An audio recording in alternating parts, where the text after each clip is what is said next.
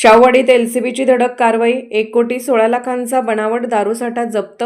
जिल्हा पोलीस अधीक्षक योगेश कुमार गुप्ता यांच्या मार्गदर्शनाखाली स्थानिक गुन्हे अन्वेषण शाखेच्या पथकाने अवैध दारू वाहतुकीवर मोठी कारवाई केली आहे. या कारवाईत तब्बल 1,61,61,032 रुपयांचा मुद्देमाल जप्त करण्यात आलाय. 28 सप्टेंबर स्थानिक गुन्हे अन्वेषण शाखेचे पोलीस अंमलदार सुरेश पाटील यांना माहिती मिळाली होती की गोवा बनावटीची दारू महाराष्ट्रात आणली जात आहे. मिळालेल्या माहितीच्या आधारे पोलीस निरीक्षक रवींद्र कळमकर, सहाय्यक पोलीस निरीक्षक सागर वाघ, पोलीस उपनिरीक्षक शेष मोरे यांच्यासह पथकाने शाहूवाडी हद्दीत सापळा लावून आयशर ट्रक क्रमांक MH18BA 8511 अडवला.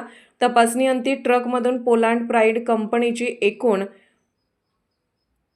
1,380 बॉक्स विदेशी दारू मूल्य 1,04,56,032 आयशर ट्रक व इतर साहित्य असं मिळून 1,16,61,032 रुपयांचा मुद्देमाल जप्त करण्यात आलाय. या प्रकरणी ट्रक चालक संतोष बंडू पेटकर राहणार इस्लामपूर जिल्हा सांगली यास अटक करण्यात आली असून ट्रक हा प्रल्हाद लिंबा धनगर राहणार शिरपूर जिल्हा धुळे यांच्या मालकीचा असल्याचे निष्पन्न झाले आहे. दोघांविरुद्ध शाहूवाडी पोलीस ठाण्यात महाराष्ट्र दारूबंदी कायद्यान्वये गुन्हा दाखल करण्यात आला आहे. सदरची कारवाई वरिष्ठ अधिकाऱ्यांच्या मार्गदर्शनाखाली करण्यात आली.